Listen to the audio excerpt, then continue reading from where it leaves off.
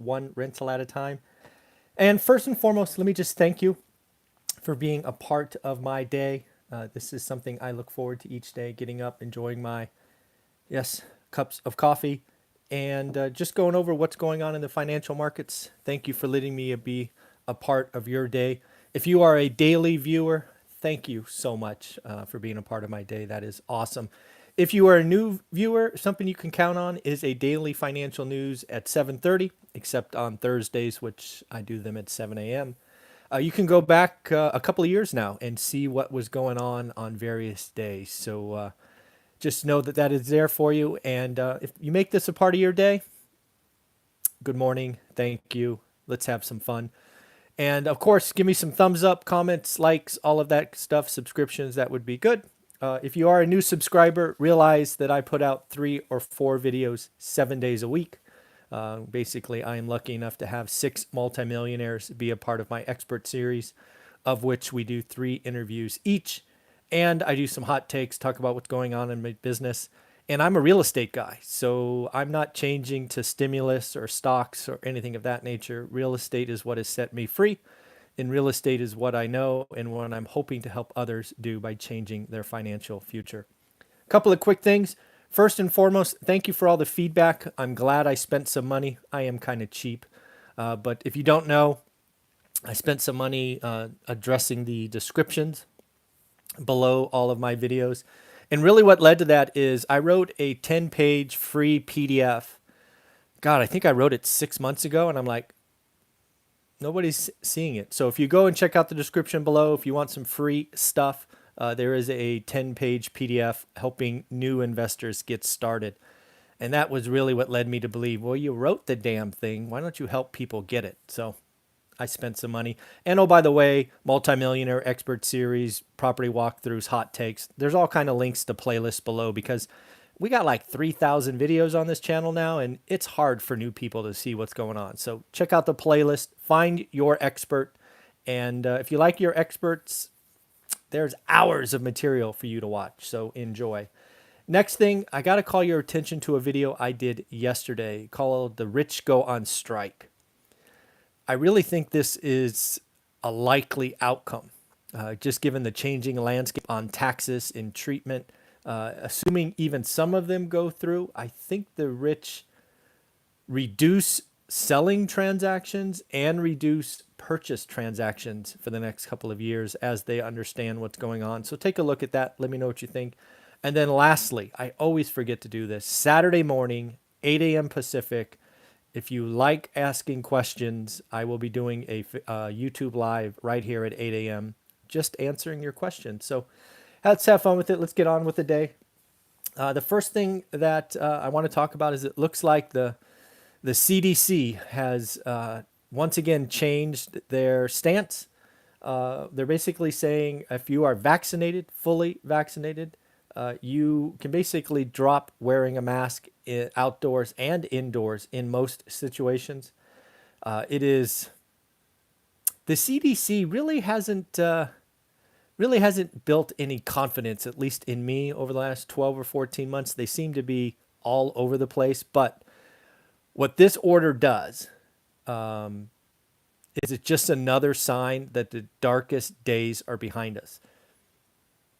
Right? Because first off, people are going to hear this. They're going to stop wearing their masks. They're going to start socializing. And let's be clear. If you aren't vaccinated and you don't want to wear a mask, you're just going to say you're vaccinated, right? There's no tattoo or anything else that kind of shows that. So yes, I expect this just to be another sign that people can go out, they can congregate, they can shop, they can eat at restaurants.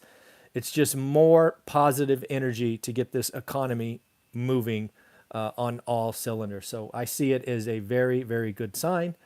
And yeah, the lockdown trade, the kind of stay home trade is dead. It's over. We are going to be doing the grand reopening for sure. On that front, U.S. retail sales was a big number of the week. It was kind of not quite as big as last Friday as far as interest to me, but it was an important number. It actually came in unchanged, which again, frankly, goes back to Jerome Powell's stance, like no rush, right? No rush to do anything. Retail sales didn't compound, right? Last month they were up 10.7. They were flat or zero this month. They were expected to rise 1%. If retail sales had come up with another gangbuster number, like 4.5 or 6, something like that, it would be a sign that, this thing's getting pretty hot. But nope, it came in flat, 0% growth month on month. So Jerome Powell is kind of dancing through raindrops. And so far, his call for not raising rates, the data kind of bears it out. Again, I don't agree with them. I think it's coming sooner, but he got lucky, or I think he's right so far. Next up, I don't know if you know this, but Coinbase, that provider, actually, it's an account that I have. I think actually one of the links below, if you want to open an account, gets you $10 and me $10. $10 doesn't do anything, but hey, I think there's a link below. But looks like they missed earnings, top line, and bottom line. So folks, when I say top line, bottom line, I got an email yesterday morning. I'll explain that. Top line is revenue, right? A company does whatever, right? Coinbase facilitates transactions. They get a little sliver. Restaurant does, food orders. Retail sales, sells stuff. Top line is revenue. When I say bottom line, that you can think of as after all expenses, right? It's earnings per share. It's net. It's net, net, net. So when I just cautiously say beat top and bottom, top is revenue, bottom is after all expenses. Those are the two numbers that most companies give analysts. They don't go through line items unless you read their quarterly earnings, which don't do that. It's really boring stuff. But yeah, it looks like Coinbase missed top and bottom slightly, but looks like they are going to relent and start adding meme-based coins, which I don't think is good for their reputation. But looks like they're going to add this Dogecoin, this coin that I've talked about a couple of times that is, was created as a joke, has no dev teams. It's a fun stock for Elon Musk to pump and dump. But whatever, they're going to add it. It's going to add a lot of earnings because, again, they're going to facilitate transactions and expect a lot more people to jump into a pump and dump coin. It's like pet rocks. It has no utility or value or use case. There's 5 billion coins added every year. It's such a bad idea, but whatever. Looks like Disney. Disney is kind of suffering now. They had the Disney Plus, which came out just in time, kind of like saved them. But looks like they're having slower user adoption, kind of like Netflix, where a lot of the crisis pulled forward demand, and now they're like, they don't have as much going forward. So they missed user subscriptions. They were estimated to have 109 paying subscribers, 109 million. Sorry, I guess I should add the million. Only came in at 103.6. So I don't know, what is that? 5% miss, 4.5% miss. And also parks. Parks have been just crushed, down 1.2 billion on an operating basis. Just terrible what they did to Disneyland. Looks like Blackstone is going shopping. Blackstone is a huge multifamily owner, real estate owner. They are buying 66 complex in San Diego. Total unit count just over 5,800 units. You ready? $1 billion. That's a check right there. Man, $1 billion. I did the math, assuming it was 1 billion flat or even. They're spending $172,000 a door. That doesn't sound like a lot to me. I don't know these units. They didn't list them. I mean, for all I know, they're all studios. I doubt it, but maybe. But yeah, $172K a door in San Diego. I've never looked at San Diego, but that doesn't strike me as horrible.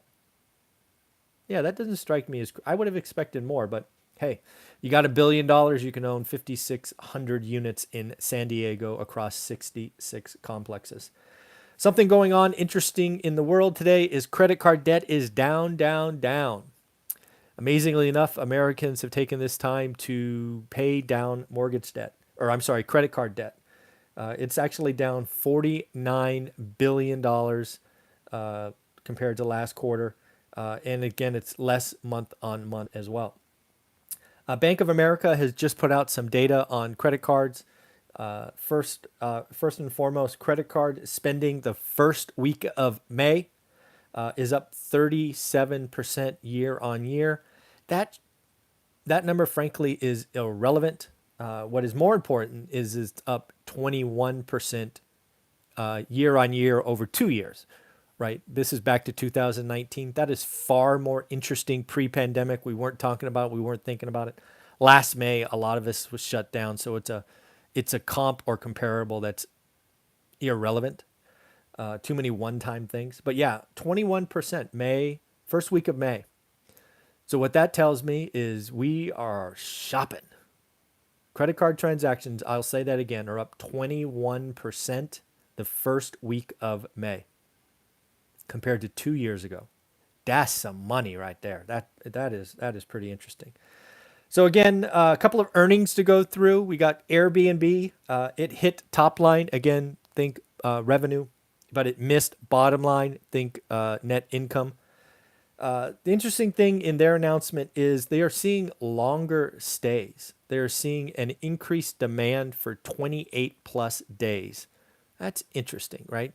A lot of people have thought nightlies, long weekends, but they're actually seeing an increased request for 28 days plus. Coinbase, we've already talked about. DoorDash. DoorDash was interesting. DoorDash is one of those companies I think a lot like Clorox that kind of had their perfect storm where people are just going to adopt it like deliver food. Right now, they said last quarter they've seen no impact from restaurants opening up. But if you go back and look at what we just said about credit card debt in May, a lot of that credit card spending, I'm going to guess, is restaurants, which would inversely affect DoorDash next quarter. So it will be interesting to see if DoorDash is a lot like Netflix or Disney Plus, where, they kind of see a sudden drop in participation because people are like, nope, I'm going to go eat at a restaurant, right? Especially if you go back to what the CDC said, right? Drop the masks, credit card debt credit card spending up in May. You could sort of paint a picture where maybe DoorDash doesn't look so good going forward. And then lastly, did you hear about this ransomware attack on the East Coast, that pipeline? We did talk about it a couple of times. Well, it turns out being I don't know what else to call him, a terrorist, a computer terrorist or whatever, hacker, gets you paid $5 million. Got it. You got it. If you're on the East Coast, you got to be thankful that company paid that $5 million because it didn't sound like that place was going to be productive very quickly without them paying. So pretty interesting. Largest attack on infrastructure that at least we know about. It is scary to think about how emboldened they may be next if they got 5 million this time. What's happening next time? Scary to think about, but I'm going to let that go. It is Friday. Remember, free PDF below. Go back and look at yesterday's this Rich going on strike. And again, we got some experts coming up today. So have a wonderful day. It's Friday. Enjoy your day. The weekend is right around the corner. Have a wonderful day. Today's a great day to make some money, and let's be better than yesterday. Bye.